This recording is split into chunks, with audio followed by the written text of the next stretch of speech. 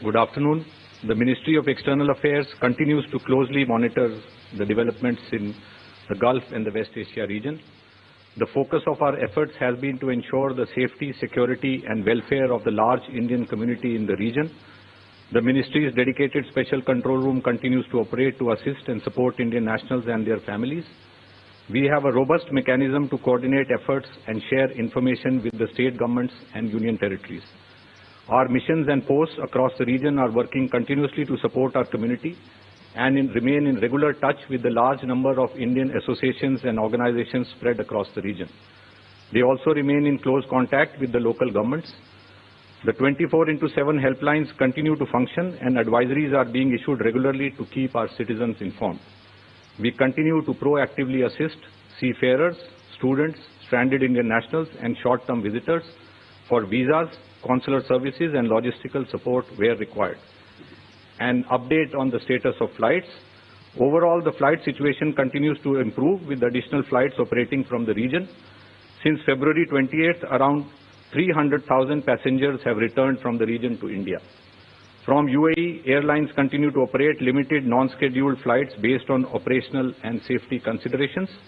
Today again, around 90 flights are expected to operate from various airports in UAE to India. Flights continue to operate from Oman and Saudi Arabia to India.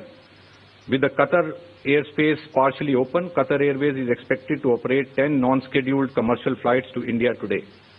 Kuwait airspace remains closed. Jazeera Airways of Kuwait is expected to commence special non-scheduled commercial flights to various destinations in India from the Al Qaisuma International Airport in Saudi Arabia with the first flight today to Kochi. This will facilitate the travel of Indian nationals from Kuwait to India. Bahrain airspace remains closed. Gulf Air of Bahrain continues to operate special non-scheduled commercial flights from Dammam Airport of Saudi Arabia to India. In view of the flight restrictions from Kuwait, Bahrain and Iraq, we are also facilitating travel of Indian nationals via Saudi Arabia. We continue to assist travel of Indian nationals in Iran through Armenia and Azerbaijan to India. We are also facilitating travel of Indian nationals from Israel via Jordan to India. Late yesterday night, we received information regarding the tragic demise of an Indian national during an attack in Riyadh on 18th March. We express our deepest condolences to the family of the deceased. Our mission in Riyadh is in touch with the family and is coordinating closely with the local authorities for the early return of mortal remains to India. 6 Indian nationals have unfortunately lost their lives and 1 is missing in various incidents.